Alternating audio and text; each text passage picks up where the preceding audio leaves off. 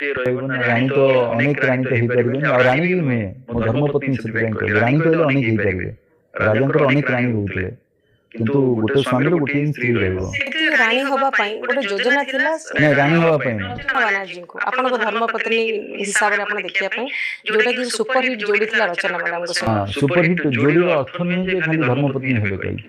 ଆପଣ କଣ ତାକୁ ବିବାହ କରିବା ପାଇଁ ପ୍ଲାନିଂ କରୁନଥିଲେ? ନାଇଁ, ଦେଖନ୍ତୁ ବିବାହ କରିବା ପାଇଁ ପ୍ଲାନିଂ ହୁଏନି ଦ୍ୟାଟ୍ସ ମେଡ୍ ଇନ୍ ହେଭେନ୍ ଏଇଟା କେହି ପ୍ଲାନିଂ କରିକି କିଏ କରିଦିଏନି ଆପଣଙ୍କର ପ୍ଲାନିଂ କରିଦେଲେ ସେ ଅଳ୍ପ ଦିନରେ ଚାଲିଯିବ କୁହାଯାଏ ଯେ ରଚନା ମ୍ୟାଡାମଙ୍କ ସହିତ କୁହାଯାଏ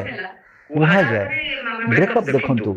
କିଏ ଆସିବା ନ ଆସିବା କେବେ ନଥାଏ ତା ଯେତେବେଳେ ସମୟ ଆସିବ ସେ ସମୟରେ ସେ ଅଟୋମେଟିକ ସବୁ ଜିନିଷ ଇଟ୍ ହାପେନ୍ସ ବିକଜ ଏଇ ଯୋଉ ଯୋଡି ତିଆରି ହୁଏ ନା ଏଇ ଯୋଡିଟା ଉପରେ ହିଁ ତିଆରି ହୁଏ ଏଇଟାକୁ କିଏ ଚାହିଁକିରି କିଏ କରିଦେଇ ପାରେନି ଏଇ ଜିନିଷଟା ଆପଣ କାହିଁକି ଚାହିଁଲେନି ରଚନା ବାନାର୍ଜୀକୁ ଲାଇଫ୍ ପାର୍ଟନର କରିବା ପାଇଁ? କଣ କହିଲେ ଆପଣଙ୍କୁ ଏଇଟା ତିଆରି ତିଆରି